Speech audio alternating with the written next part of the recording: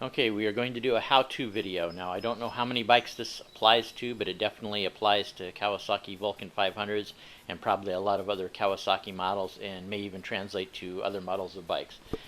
But this is about your starter switch. Now there is the start switch right there, and what happens is it ends up corroding. And you can actually, in this bike, it's not enclosed, you can actually crack open this housing and get into it and clean it and clean the contacts on it. On some bikes you may not be able to do that, but in this case you can, so this is pretty lucky. I'm not going to actually clean this switch, believe it or not, because I just did that, but there's an identical switch over here that activates the horn, and as usual with these switches, after a number of years, I can't honk the horn reliably every time. I have to push it multiple times to get the horn to honk.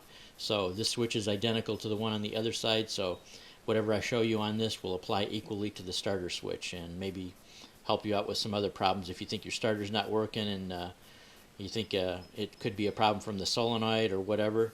Be sure and check and make sure it's not your starting switch. So first off, we're going to remove two Phillips screws back here holding the housing on. I'd already loosened them up a little bit because they were extra tight, so I'm just going to go ahead and pull them the rest of the way off.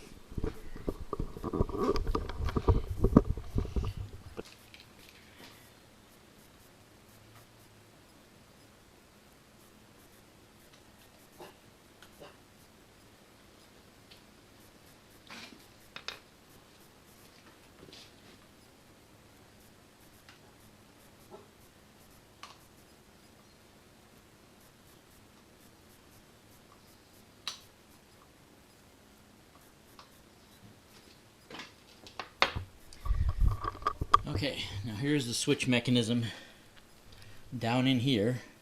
There's one screw holding it there, and there's one screw on the other side. I'm going to take off these two screws, and then the mechanism should come out, and I'll have access to the spring that causes this to retract and bounce back up, which is part of the contact, and there should be also a copper, maybe copper or brass, I'm not sure. I think it looks more like copper, a little copper button that it makes contact with, and that's where the corrosion tends to be on these switches.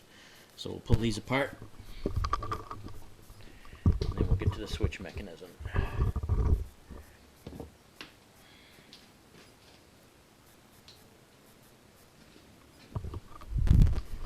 Okay, now this one I can actually see dirt and lint piled up in the switch there. There's the spring.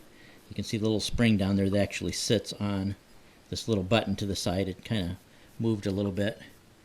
And then here is the other contact right here that needs to be cleaned, and you can see there is some corrosion too, but to me it looks like the main problem is just tons of lint down in there need to be cleaned out. So we'll take that out, do a good clean out. What I usually do myself is I actually just take my pocket knife and I scrape the contact with my pocket knife.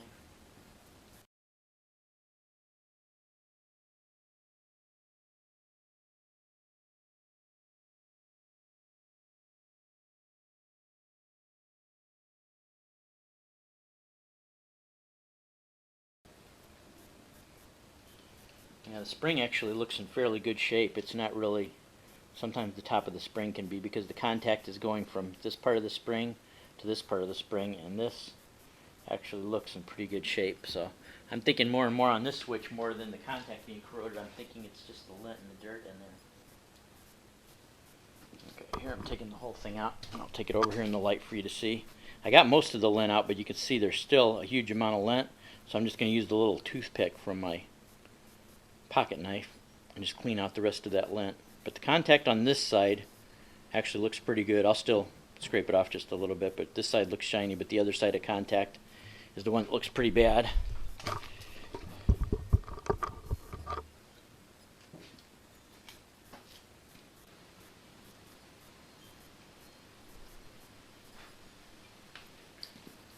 Okay, now you should be able to see the surface is nice and bright and shiny, and 90% of the lint is gone in there. So now it's cleaning the other contact.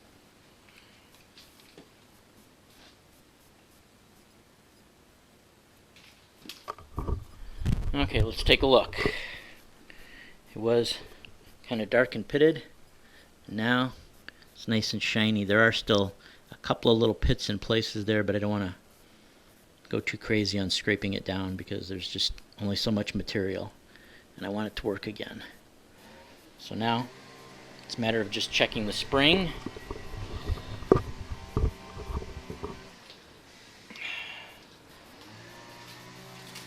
Making sure it's okay.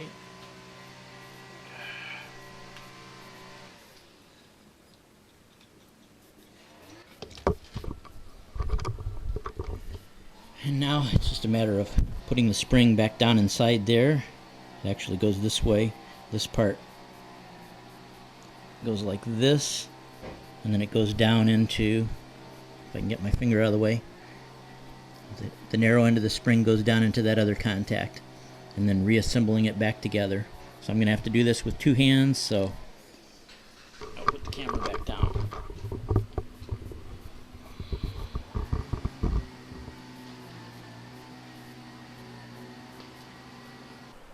Okay, so now all that's left is just to try it out and see if it works. Turn on the key, push the button.